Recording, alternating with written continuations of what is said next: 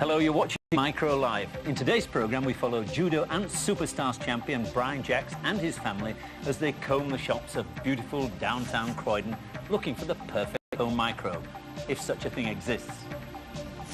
I'll be trying out the new MicroLive bulletin board. Now, if you've got a modem and you care to, you can send us messages live through the show and we'll read some out at the end. Well, that's the plan anyway. I'll be talking to John Coll about choosing a printer for your micro, and John is also going to be attempting to contact some exotic, far-flung places using only his extremely trusty modem. And I'll be showing you how computers can protect you if you're being lasered by a dragon.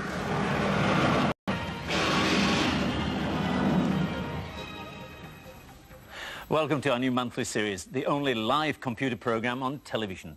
MicroLive each month at 6 o'clock on a Friday with news and features on micros, large computers, software, telecommunications, and of course some of the interesting people who use them. Well, this is the week in which the charity Oxfam... Stop! Hold it! Hold everything! Oh, what's this? 35p to you, Mac. 35p?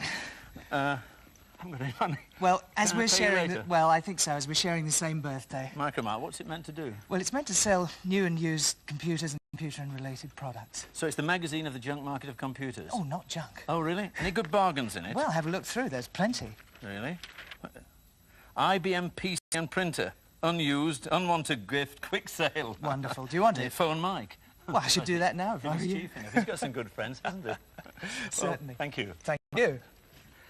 Well, back to Oxfam, which is making its final appeal for a second-hand, lightly used software to be brought into their shops for 3 grand sales to be held in London on the 20th of October. The idea of selling second-hand software raises some interesting questions about who's responsible if it goes wrong. Most of the software houses that we contacted in MicroLive straw poll seem quite happy to have their micro software sold second-hand for charity, and some had already donated new software for the appeal. In fact, this morning, Ocean Software sent us 100 copies of Daley Thompson's Decathlon, currently the #1 in the games charts, for us to forward to Oxfam. Well, this is also the week in which Sir Michael Edwards left after 6 months as chairman of ICL, Britain's largest computer company, with a payoff rumoured to be not too far from £500,000 after the company was sold to STC. So there's still fortunes to be made quickly in computers. Well done, Sir Michael.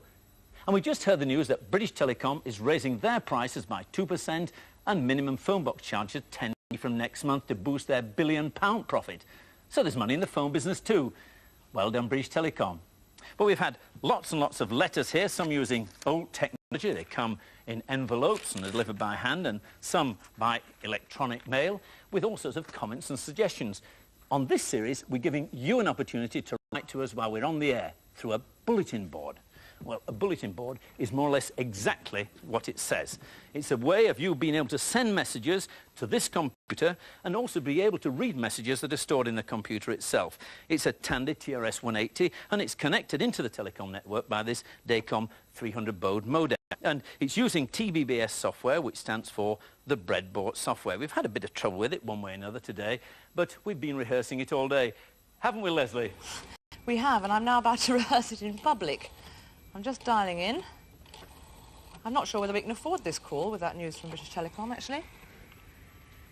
It's ringing. Anybody there?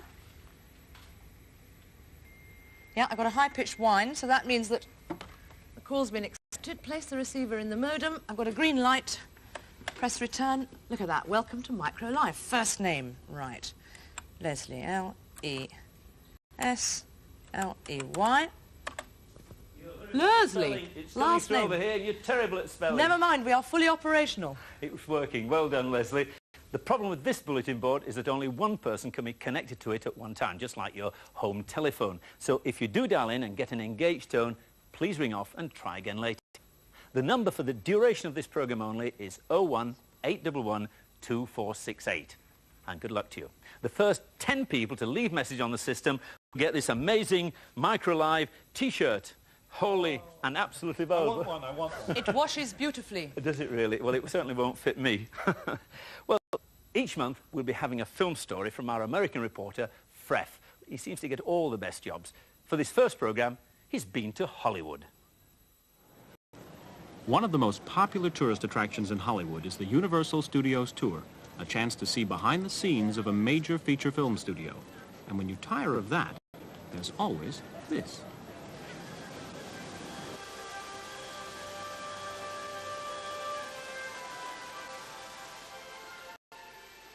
Seven times a day and 7 days a week, the Conan the Barbarian show recreates movie special effects live on stage.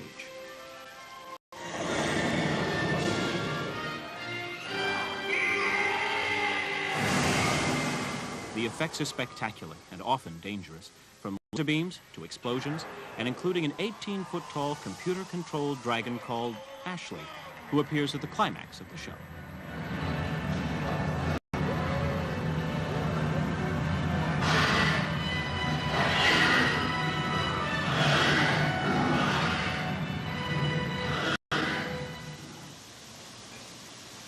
Freff, the semi-civilized here, and I think it's safe. Or at least so Peter Alexander, the show's producer, assures me. Isn't that right, Peter? I would think so. Now, how long did it take you to put all these different technologies together and make this show happen? It took 9 months to design and build the attraction.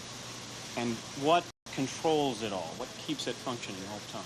Well, there's two things, really. One is a human being. That is, that there's a technical director who watches what goes on the stage, but he interfaces with a series of computers that operate off a number of switches and electric eyes that make sure that the actors are safe and so that it's possible to do all these special effects live. The basic program material is contained on the VCR down here, which also has a SMPTE time code lapsed right with it in proper time systems. It's then read by the SMPTE time code reader, which then sends the signal up to the basic main computer here that has bubble memories and such in there, that tells it what to do with data at a particular frame count. It knows what bits to turn on and off, etc. The data from this computer is sent down to this other computer that can make logical decisions based on the technical director pushing a button, the actors in the proper position on their mats, etc. We also have 5 separate individual computers up here with 4 megabytes of bubble memory that contain the digital sound effects for laser blast, explosions such as that have to be synced exactly with a laser beam. You can't access a magnetic tape fast enough to sync it properly. How many different switches are there on this stage? There's probably about 30 switches on the stage that the actors have to either pass through or step on or do something with. Okay, now I know there's an effect behind us you wanted to show me. Is there a switch involved in that too? Yes, that's a cone laser, and that's where Taurus Mordor appears. And what happens there, he's basically sitting down on a little bench seat, and he's sitting down on a pad that tells the computer that he's there. He has to face away from the laser light because, of course, the lasers would be dangerous to your eyes. No!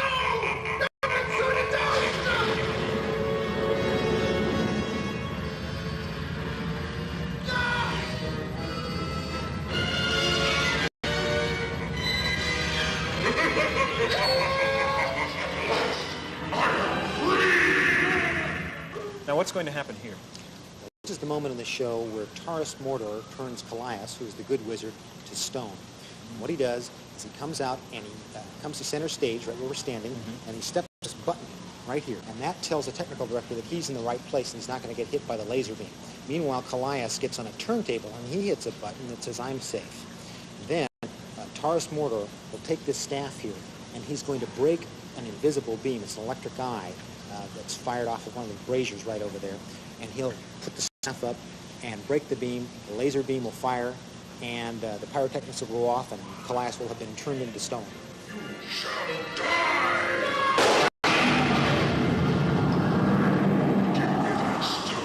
This is the effect where Red Sonja blocks Taurus Mordor's laser staff.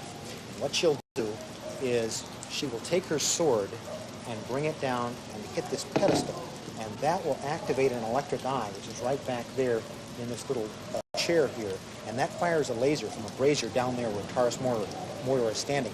At the same time as the laser beam will hit the sword, she will press this button here which will fire a pyro, and it'll look like, you know, the laser light is exploding off the sword. And then she goes back and she does the same thing on the other side. So it's wow, wow, like that. Just like in space opera. I'll see you in hell first. And then finally, in the big finale, Ashley pulls out his #1 weapon, which is fire. Fire comes from his mouth. But this is the one effect that isn't controlled by a button in the floor. The actor who plays Conan just has to know exactly when the fire is coming and exactly how far it's going to go. And fortunately, it always comes at exactly the right time and fires, you know, exactly the right length. Otherwise, he'd be cooked. He's got a fireproof shield that he holds up, and he basically is on his own when he's doing that.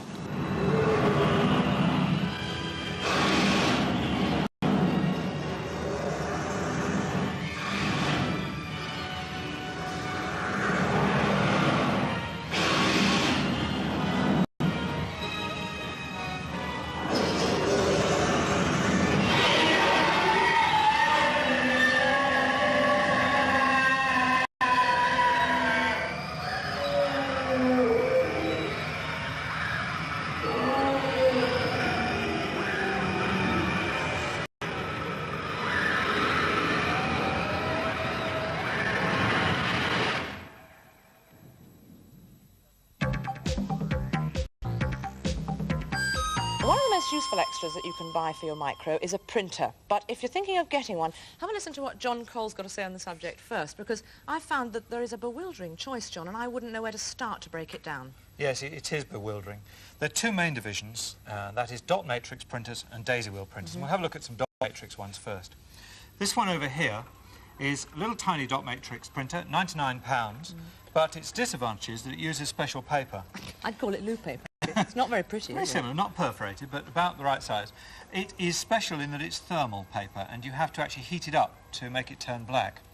Now, all dot matrix printers work on the same sort of principle, and we've got a caption which shows how that works. If we can see the caption, you'll see that there are a row of 7 pins vertically, and on the heat-sensitive one, those heat up, and where they land, they make the paper turn black. Right. So you form the characters in that way, a matrix of dots. Right, now, do all dot matrix printers have to use this special paper, as you call it? No, they don't, and that's a disadvantage of that one. This one over here, the Brother printer, uses ordinary paper. You see how good it is? Let's try like that instead. There we go. Yeah. That's just using ordinary paper, this time hitting the paper through a ribbon. Right, well, that's much more pleasing, being ordinary paper, isn't it? It is. Can we have a close-up of the print that does? Yes, and if you look carefully, I think you'll see... Oh, there we are. Oh. There looks like there's something actually wrong with that, because, look, you've got wonky G's there. All right, well, you insist on using this phrase, wonky G's. I must educate you. They're not wonky G's. There are no descenders on the G's.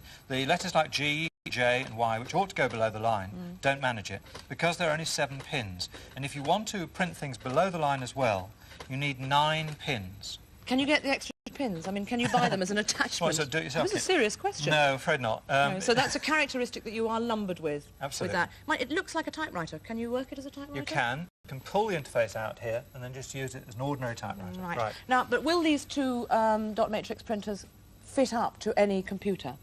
No, they won't. This BBC computer has got interfaces for both that one, a serial interface and a parallel. But in fact, some computers haven't got any interface at all.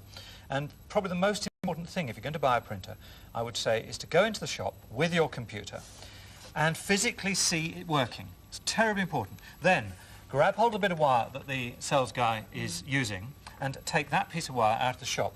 Don't get fobbed off and told, oh, any old bit of wire will do, because there are an awful lot of differences. Actually, I'd have thought the cable was the least of your worries. I know, too many people do, but in fact, £25 a shot, expensive that sort of area, mistake. Actually, talking about price, we mentioned this one was £99. What was this one? 165. Right, so they're cheap and cheerful comparatively. Yes. But on the other hand, I don't know, the print looks computerish. It would never pass as a typewritten letter, would it? So let's have a look at the daisy wheel output, which helps to solve that. Now, here's a daisy wheel. Camera 1 can come right in and have a look at that. This daisy wheel is a plastic disc with a lot of petals on it, and on the end of each petal are embossed letters A to Z. And a hammer comes forward, pushes the petal forward against a ribbon, it lands on the paper and makes a mark. And actually it makes quite a nice mark, doesn't it? It does, very nice indeed. If we have a look at this one here, push that button, right, you can get that on camera, see that the letters are formed beautifully. Yeah, very nice and very clear, and that's the same lettering on both of those themes. I was helping you along then, so sorry about that. That's all right. So you've got the same lettering, but is that the only lettering that you can get out of this daisy wheel printer? No, if you want, you can change daisy wheels. You can pull that one out and put a new one in.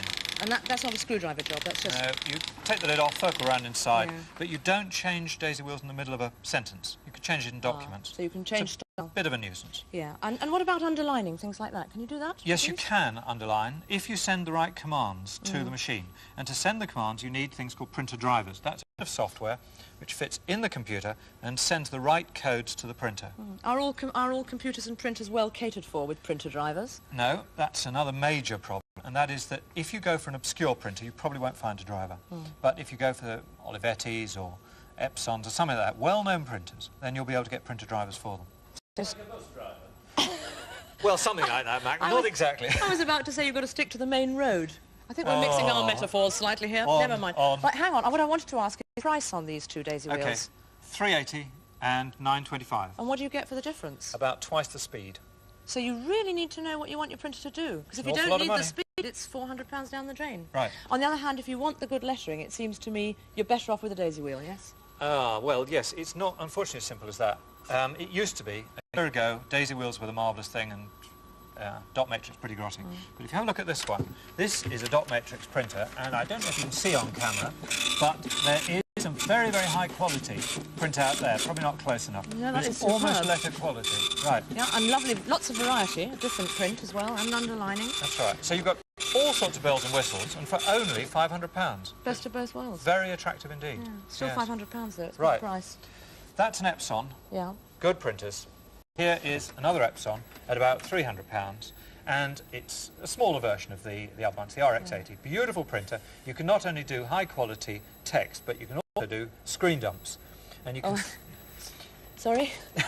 Screen dumps! Come on, I tell you all about this. It means taking a picture off the screen, dropping it onto the printer, every facet right. It doesn't matter whether it's a picture or whether it's text or anything else, so it comes out exactly right. To do that, you have to have another bit of software, a printer driver, like the Print Master, which enables you to run with the BBC Micro out to the Epson. And the Epson is well catered for with software, so you'd Beautiful be printer. safe with that. Yes, really good. Right. And also, presumably, because of the system, you'd better steer clear of daisy wheel printers if you do want pictures and graphics as your main requirement. Got to. You can only really do graphics, well, you can't do graphics on a daisy wheel, put it that way. How about this? We've got a Canon here, which is churning Right. out colour. Is that more expensive? £500 if you want colour. Yeah. Some people do. Some people don't. You have to make up your mind, really, don't What you? I really want, though... I knew you'd do the best till last. What is it? Ah, look at this thing. Just look at this. This is a laser printer, and this one is going to leave the studio with me. Right, laser printer, beautiful, £3,000, and I'm taking it. And wonderfully quiet, I must just add in its favour. Though Beautiful. £3,000 worth of silence, I'm not sure. I think I'll have some noise for my money. Speaking of noise, you've been talking all day about going and talking to the world Yes. with a modem. Right. Please go and talk, John. I will. See you later.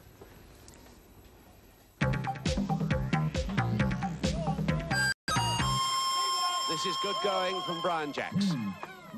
The World Superstars competition in the Bahamas, 1980, and Britain's Brian Jacks yet again stunned the crowds with his all-round athletic ability. It's real endurance of the whole body.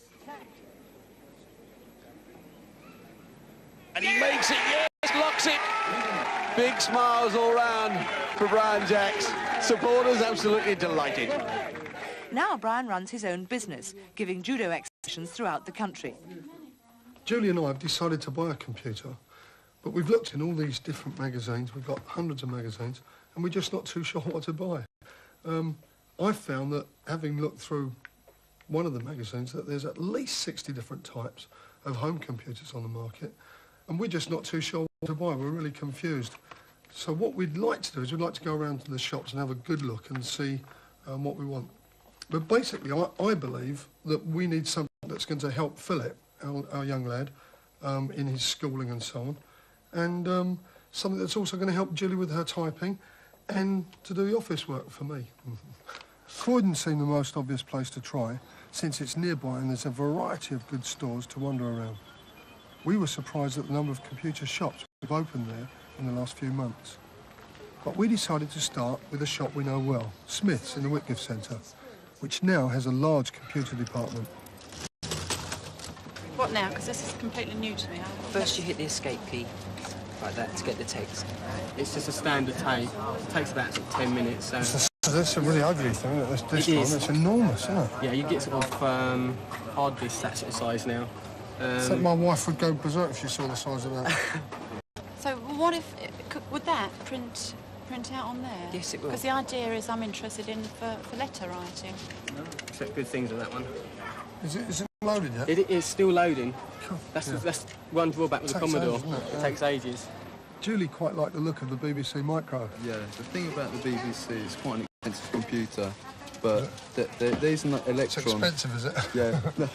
Oh, I've got plenty of money, so don't worry about that. Well, there's an electron as well, and that costs £200. That is the BBC equivalent, though, is it? I'm totally confused. It's built by the same company, Is it? and it speaks the same language, so if somebody writes stuff at school or programs and things, they can come and run it at home on this machine.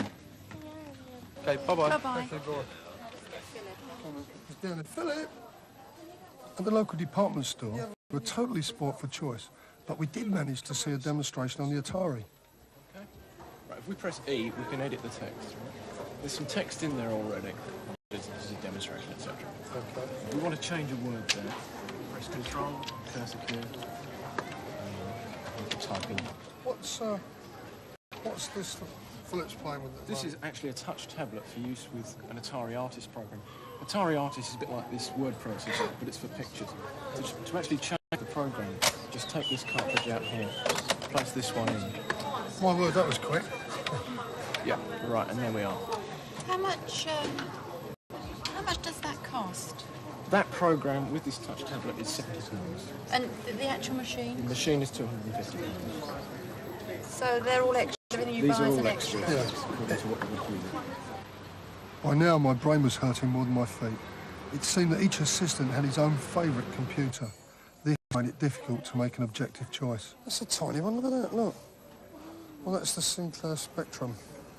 I wonder what that thing is at the bottom. Will you feel those keys, Grant? They're like I don't think you'd be able to type very well with that, would you? Try it. No. Oh no, I couldn't use that one. Can you just tell us a little bit about the Spectrum?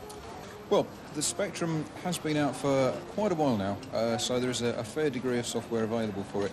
Mostly balancing out between educational and game software. I'll tell you what we'd like to go on to after. We'd like to have a look at the Oric, if that's possible. Surely, right. Are the graphics good on that particular one? They are. The Oryx graphics are particularly good, but at the moment they're not being exploited as much as they could do, simply because, being a new machine, you've got a terrific range of software out. Do they have a disk unit for this one? There is a disk drive coming out for the Oryx, but again, that is only on the drawing board at the moment. Yeah, I think really we better stick to something that's, you know, more readily available, haven't we? Right. Philip! This is gone now. Philip! That's lovely. Can I borrow the pen? Thank you. Thank you, Tom. So, if you want to see which one we chose, then you'll just have to look in next month. Thank goodness for that. I think I'm still confused, aren't you? Brian Jackson family, and I'm not surprised at Brian's confusion. So far, we've had lots of people try to get onto us, and the only thing we've got is Eric Schwartz of Harvenden. We managed to get his name, but so far no address, so keep on trying. Well, I'm often asked what sort of computer I should buy for the home, and it's a very difficult question to answer. Often I say to somebody, don't buy a computer unless you really have to. Well, the magazine of the Consumers Association, has done a buying guide for computers, and they've come out with 5 computers ranging from a Sinclair Spectrum at about £130 up to a BBC Micro. But you can see how problematical it is when you look at the cover, and there on the cover is a Dragon 32, and shortly after this, Dragon itself ran into problems and got itself acquired, so in the October edition of which, we find that they're recommending that it comes out of their list of front runners. When you go into business micros, it becomes even more difficult, and there are several hundred items of equipment to choose from. And Which Computer this month has a wonderful article saying it's the only buying guide you'll ever need. And, of course, that isn't an exaggeration. It's interesting inside, though, when you look at it, the article starts off by saying, survival kit for your computer purchasers, and it gives some rather interesting horror stories. Here's one. How about this? There's some 2,000 dealers, many of whom are unscrupulous, dishonest, technically ignorant or unstable. In the last 12 months, 600 dealers went out of business. They then go on to state about all the problems you can get into installing a business computer, losing control of your stock, losing contact with your customers and so on, and finally going bankrupt as a result of the combination of all these. Well, you've met a dishonest dealer, you've met an unscrupulous one, or an ignorant one, or you've been driven out of business by a computer, please let us know. We had a rather interesting comment in one paper today. It said a firm of London solicitors won £16,000 in damages after being sold a computer they didn't need. The judge involved in the case pointed out the firm would have been better off to stick to their manual methods.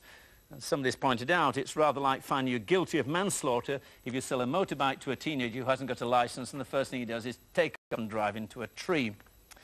Well, I've been joined by Stephen Castell, who is an information technology consultant. Welcome, Stephen. He's also the author of a book called Computer Fluff.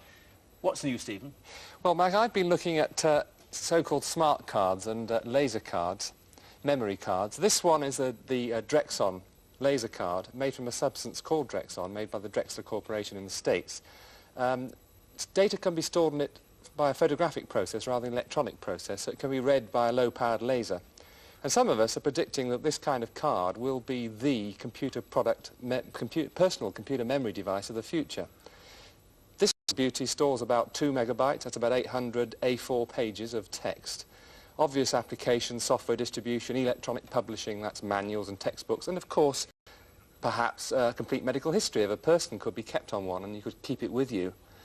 Compared with that, the sort of standard credit card, of which it's the same size, just stores about 45 words or so on its little magnetic stripe. Another type of smart card is the one which has... Just to go back to that Drexel yes, card, yeah. I understand that BPC, Bob Maxwell's organisation, has taken up the licence in the UK. What do you think he's going to use it for? Well, we'd probably have to wait and see, but it's interesting that it's the only UK company that actually licensed the technology, and it's a publishing company, so he's obviously got his very much the future of this new medium. And look forward with interest to see what he does with it. One of the things I read about it said he could store your picture on it, and I thought, well, you know, it's not much use if you haven't got the equipment to read it back, and it would seem to me there'd be an innovation to actually store your picture in the shape of photographs, so everybody could read it. Is it a real improvement on that? I don't know. I think it's a bit of a sort of solution looking for a problem at the moment, but it does open up the whole question of image processing and image storage, and I think there's some fascinating developments there in the future. Another type of smart card is this, of which this is an example. It has only 4K of memory in it. By comparison with the other one, it's rather tame, but of course it does have an intelligence with it. And one of the interesting products which it fits in with is a telephone product. This is called the Memotel. One can slip it in here. It's a repertory dialer, normally stores about 150 numbers selected by a single button stroke or perhaps a couple. With this one you can stuff it in and get about 600 more numbers. Now, take it from your London Memotel across to your New York Memotel, and hey presto, you can find that just exactly the same keystrokes will select the same telephone numbers. The intelligence in the card interfacing with the unit in New York knows that it's in New York and puts the right prefix codes on, so you don't have to worry about it. And that's quite a smart... One of those in New York. Well, this is the problem, of course. One needs the readers and the applications to use it properly. What else is happening? What else is happening? Well, it's been an interesting 2 months for developments generally, very weighty developments in information technology. We've had things like the British Telecommunications Act becoming law, BT PLC being formed, Oftel, the Office of Telecommunications, and BT going public next month to make even more money, presumably, out of their new prices. We've had the Data Protection Act becoming law, and we've had things like a report from NEDA about the information technology crisis, they put it. Of course, we've got a new Minister of Technology. Kenneth Baker's moved on to pastures greener. That's right. Are they greener? I don't know. I don't know. Well, only he can tell, Yes. actually. What do you think of that? Well, I'm in two minds about it. This government, you know, when it first came in, seemed to start off so many good initiatives in information technology. Many of us applauded them. I mean, the whole BBC and schools micro program is one of them. I've just got a sneaking suspicion at the moment that we're seeing something which may be summarised as sort of yesterday's men trying to apply today's solutions to tomorrow's problems. And I fear that some of these initiatives are going to go fut on us. Oh! Sorry about that. That hurts. Well, thank you, Stephen. Thank you. One event that showed today's computer technology was the Personal Computer World Show held last week at Olympia in London. It modestly claims to be the greatest micro show on Earth, so how could we miss it?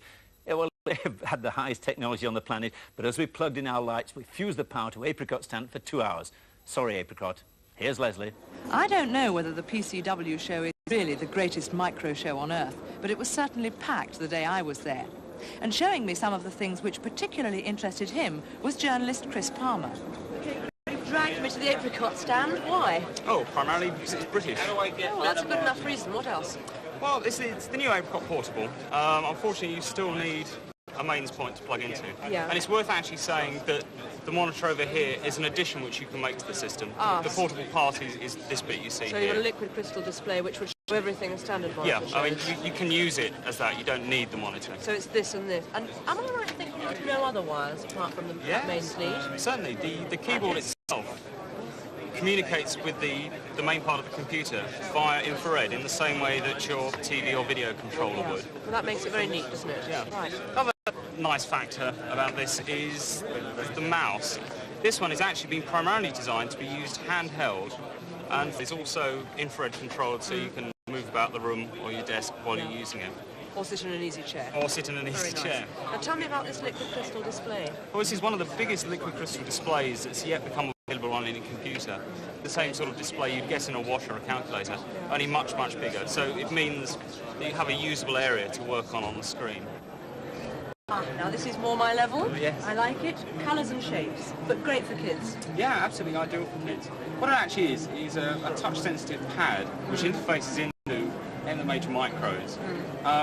So, as you say, great for kids because from an early age they're not really that happy with a keyboard, and so you've got something here which you put colours and shapes on which a kid can relate to and actually use and interact with the computer. At the moment it's compatible with 5 of the leading micros. And this is Apple's latest addition to their range, the Macintosh.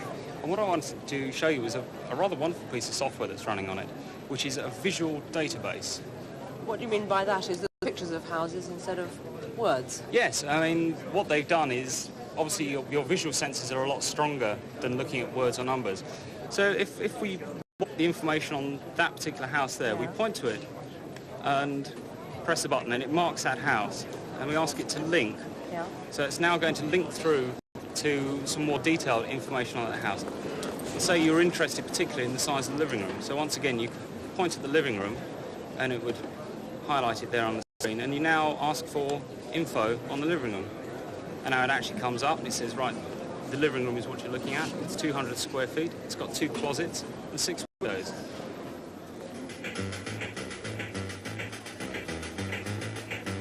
Are you telling me that this is an ordinary personal computer? It's an ordinary home computer, and it's got a rather wonderful keyboard which sits on top of it. It's just an attachment. Yeah, it's a mechanical keyboard, and the way it actually works is when you press a key here, it's actually pressing the key on the keyboard underneath it. But look, for someone like me, who I can't read music or play music, how much fun would I get out of this? Well, one of the nice features, because it's a software-based system, you can actually tell it to remember the notes you play. So you've got an inbuilt sequencer which will remember what you play on the keyboard. Ah, and since we've got the notes here written down, so if I read them out to you, right, you ready? We'll go and input this. G. This is where have all the flowers gone, incidentally. Right. G, A, G, F, E, D, C. That doesn't sound like where have all the flowers gone to me. No, but one of the other nice features about it is you can actually play it back in the time by just tapping one key. So if we now ask it to remember the time, I'll tend to actually play it back as it should be. And if you hit it again, it'll actually play back, remembering the time you put into it. £25,000. Let's put the lid on it, Chris, quickly. A lot of money. I don't think I've ever seen so much money in my life. Right, where's the... Oh, no, don't say I've lost the key. Oh, you got the key. Great. Right, now, £25,000, that is some prize, isn't it? I know, I mean, the oil companies do it, the newspapers do it, but is this the first time that a computer firm's done it? This amount of money for a computer firm, that is actually the prize for the first person to solve the adventure called Eureka. Now, Eureka is a multi-part adventure game. There are 5 actual adventures and 5 arcade games, and you have to complete each one in sequence before you can actually get to the end and claim the money. Right, so you don't just win like that? No, so it's a long slog. Right, so where do I get a game? Well, unfortunately, I'm going to have to wait till the 31st of October, which is when they actually become generally available. You can read I'll read it. We've got a hilarious message here from the States. And what's it saying? Be sure to let all your viewers know that we in the colonies are very big on things British. I mean, a person can't buy something in a supermarket without seeing the latest news on Lady Di or rollicking Randy Prince Andy. We're also real fond of Maggie Thatcher and Boy George. Personally, though, I think George is the best dressed of the two. I think Maggie Thatcher would look pretty silly with all that hair, though. That's the only thing. Now, listen, that's a lovely message. What, from America? Yes, that one I think's from America. And but it's not the same thing as electronic mail, is it? No, we are not on electronic mail and we're not on chat. We're on a system called Party. And what does that mean? Party, whoopee, lots of people joining in? No, it's not quite in that sense, although it's a sense of a lot of people joined together. It's participation in a conference. I see. And so this is a conference conference which is set up worldwide. We've got a real problem at the moment because of time scales. It's 1 o'clock in New York. They're asleep in Australia, so we've had to wake somebody up and tell them to go online. But we've got a conference running right around the world with messages whizzing all over the place. Well, with all this party talking, poor old Mac can't get a word in edgeways. I think he's got something useful to say, actually. Mac?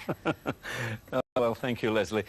Well, we all know what happens. These computers really aren't as easy to use as they say. When you switch them on, you get something like this. Well, I didn't expect it to make music at me, but they give a great sign with a flashing cursor like this. And if you want to do something, you probably have to type in something like *cat, which is a catalogue or directory, and it will give you a list of the programs you've got stored here on your disk. And then to load a program, you probably have to type chain, and not forgetting to put it in quotation marks, and we'll put out live 1, and that will load it and then run it. And with a bit of luck, out comes a program, and off she runs. You've got to know the sequence of things to do. It's specialised for each computer you're running on. With a professional computer, something like this, when you switch it on, you'll get a screen with the various alternatives at that particular point well outlined. In this particular machine, it's in a rather nice graphic form, and you can move the cursor along and select another one and get another a series of options of things you can do at that point. It's called a menu. In this case, they're all graphics. You can do a similar sort of thing on your Micro, and the great advantage of it is that you can go up to it, see what options are available, and anybody else can do the same. And we can do the same sort of thing on this machine here. And what I have to do that, the problem really comes in two parts. Firstly, to have a program that will do the menuing itself, and secondly, you need a little program so that when you switch your machine on, you automatically go into the menu. Well, we've written a little program here, and we'll have a look at that and see what it looks like. Well, this menu gives you an option of 3 programs that we have on disk. And of course, you're not limited to the names that you have on the disk. You can call them whatever you like. And we've got a list of 3 here. You just type in a 2 and it will come. And surprisingly, the code is really quite short. And I can show you that. And there it is. That's the total code for producing this menu program. And it's a very, very nice, simple little system. But that's only half the battle. What we need to do is to get it so I can run that as soon as I switch the computer on. And this is called booting the system. I think it comes either from bootstrapping the system when you switch it on, or probably dim and distant past when there were valve computers and you switched it all on and the old electrons didn't flow, and you lifted up your foot and give it a real boot and it sprang into life and you got some code going. So we have on this particular machine to type *build* *boot, and then the first thing we want the machine to do when we switch it on. In this case, we want to chain menu, just as we did before. So we can escape from that, and I'll switch it off, switch the machine on again, and then I'll do a shift break, and automatically I'm straight into the menu. And I hit a 2, and hopefully Steve's graphic will come up. It's a lot easier, it's very straightforward, it's very simple. And if you're interested in doing this yourself, we'll give you details on how to get more information at the end of the program. Well, next month, the government is expected to announce the date for the sale of British Telecom shares. And on MicroLive, we'll be discussing the possible effects of both privatisation and liberalisation on the phone service and how it's going to affect you.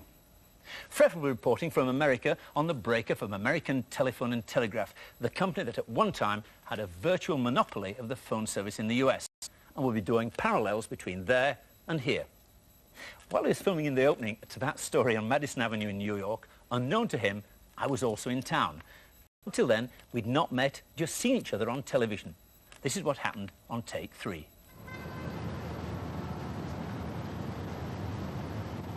It used to be simple in America. God was in his heaven and all was right with the world.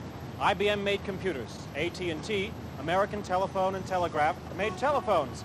And smaller companies supplied things the big guys didn't care about. Like Hello, Freff, what are you doing talking to yourself on the street?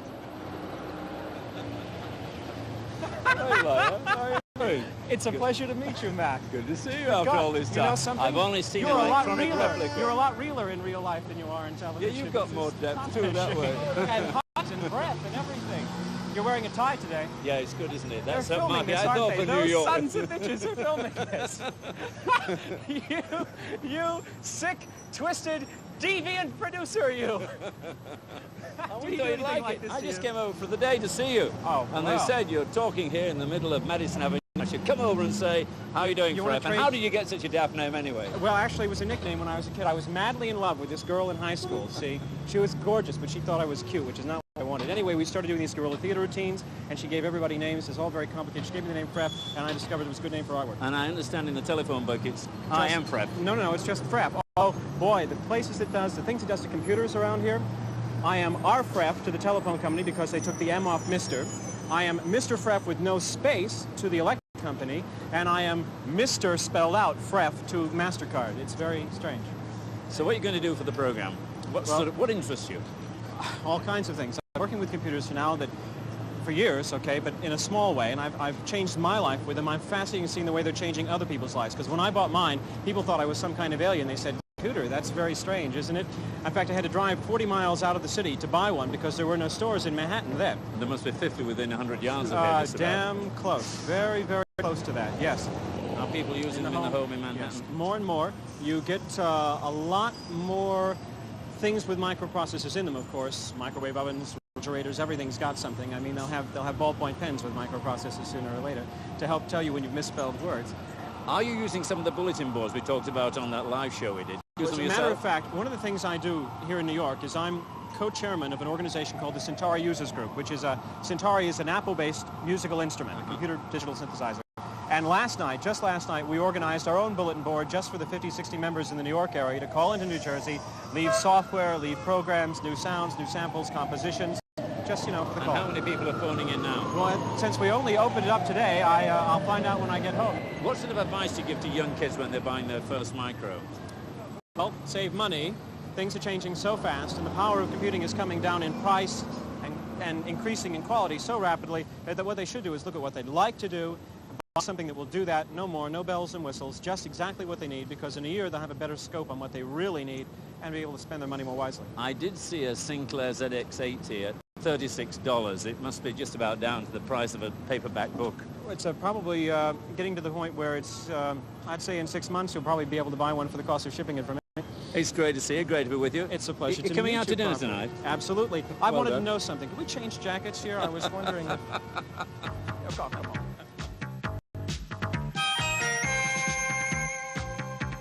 Yeah, okay. You know, in the last 5 minutes, I mean, this thing's been so busy, about 40 messages have come in, so that means that all the contributors have been alerted that they could leave messages earlier. Right. They're all doing it now, aren't they? Yes, coming in from all over the place. We've got some from Australia, some from Japan, some from the States, and obviously me over here. Yeah. How much do you know about all these people? Well, when we set this up on Tuesday, I knew absolutely nothing. And to find out about the people, you can say PJ, which means Profile the Joiners. Yeah. And that gives you a list of everybody who's on the conference, who's decided to join. Oh, yeah. And Harry, myself, Dr. Tom, whoever that is, Norm C, that's Norman Choi, Sherwin, Shari, Maud Dibb, who's Joey in Tokyo. Well, Stuart, that was the American guy we had the first message off, wasn't it? That's right, that was Stuart. So there are a list of names, and after that you can actually go in and you get a profile on a particular person, so you can begin to find out more about them. We were talking about time difference. Presumably you do have to take that time difference into account. Very because, much. I mean, for instance, American business hours have been, what, they're at the moment, aren't they? That's right. That's why I thought we'd have quite a lot of difficulty with this demonstration, because, you know, they're actually working. Yeah. So it would be irresponsible, really, to go diving in on their work programmes, Don't interrupt. Go on. I was just going to ask you then, how much does it cost to contact, to do all this? OK. We spent about £3 on the Could you do the next bit next month?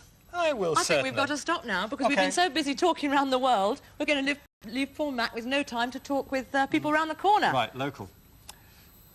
Well, one advantage about doing a live programme is you can correct mistakes as you go along. Orica phoned up to say that the last salesman didn't quite get it right. There is a disk drive available, and it costs £269.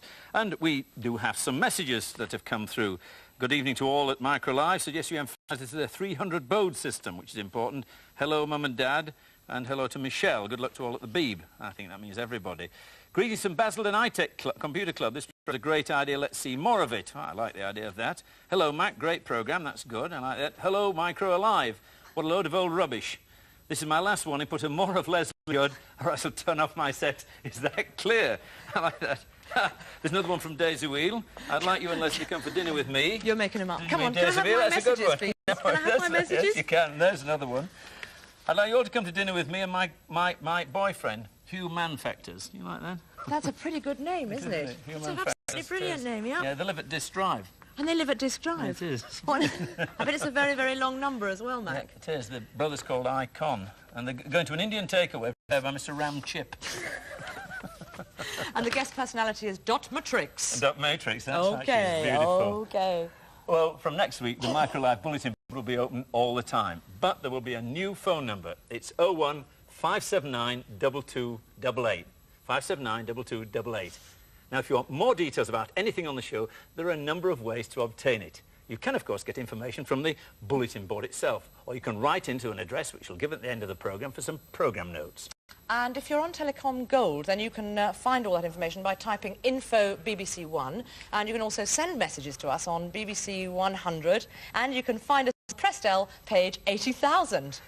What the heck happens on all the other 79,999? I don't know, Mac. I only got to page 3. Page 3. Well done. Do something during the week. Well, there's information including programme listings on CFAX, page 700 onwards, and some of the programmes we've already shown are available on telesoftware. And after all that, if you haven't got a micro, don't forget you can win a BBC computer and £50 worth of software every week by entering a competition in the Listener magazine. And since few people who read the Listener seem to understand computers, your chance of winning is rumoured to be very high. That's all for this month. The next programme is live on Friday, November the 9th. See you then.